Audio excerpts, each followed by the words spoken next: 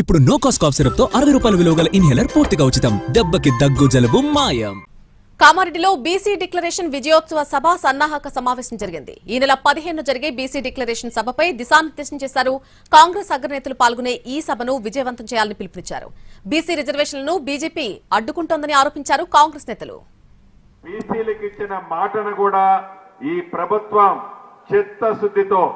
చిత్తశుద్ధితో ప్రతిపక్షాలు ఎన్ని కారుకోతలు కూసినా, ప్రతిపక్షాలు ఎన్ని కుట్రాలు పన్నినా, ప్రతిపక్షాలు కావాలని గుడ్డగాల్చి మన మీద వేసినా చిత్తశుద్ధితో ఈనాడు కాంగ్రెస్ పార్టీ ఇచ్చిన మాటను నెరవేర్చే దాంట్లో భాగంగా కామారెడ్డి వేదికగా గౌరవ ముఖ్యమంత్రి గారు, పిసిసి అధ్యక్షులు ఆలోచనలకు అనుగుణంగా మన పార్టీ అద్భుతమైన ఈ మీటింగ్ ని సక్సెస్ చేయాలి అంటే కాంగ్రెస్ సైనికులమైన మనందరం, కాంగ్రెస్ సిద్ధాంతాలకు కట్టుబడి ఉన్న మనందరం 2 లక్షల మంది అంటే పెద్ద విషయం కాదు, పెద్ద కష్టమో కాదు.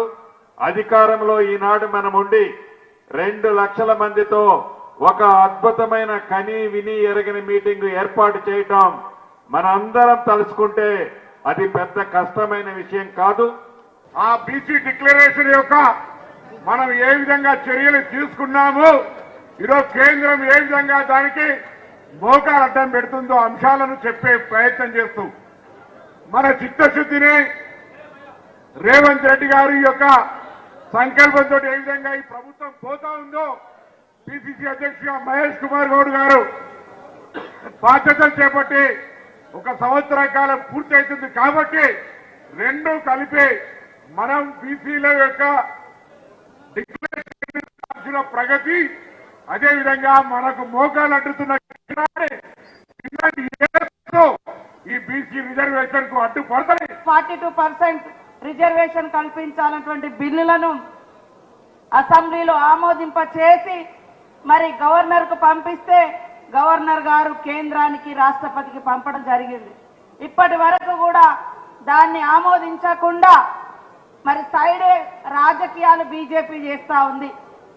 మరి ముస్లింలను కలిపిరని లేదా బీఆర్ఎస్ వాళ్ళు ఇది కరెక్ట్ సర్వే కాదని డొంక తిరుగుడు వేషాలు వేస్తూ బిల్లును అడ్డుకునే కుట్ర చేస్తున్నటువంటి కార్యక్రమంలో ఈ సందర్భంలో మన యొక్క చిత్తశుద్ధి ఏందో రాష్ట్ర ప్రజలకు అర్థమైంది.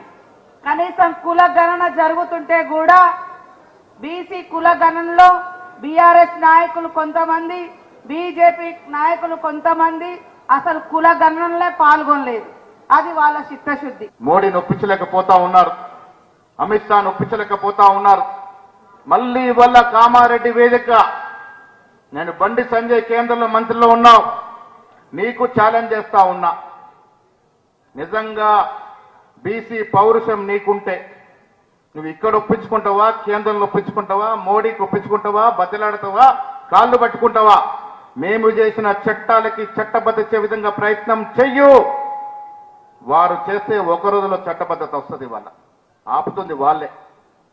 2 బిల్లులు 1 ఆర్డినెన్స్ కేంద్రంలో ఆపుతా ఉన్నారు.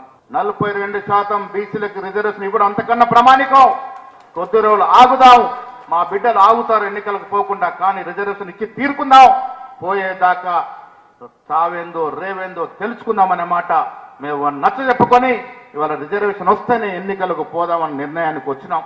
అది కాంగ్రెస్ పార్టీకి ఉన్న బద్ధత, క్రమబద్ధత, ఒక పటిష్ట.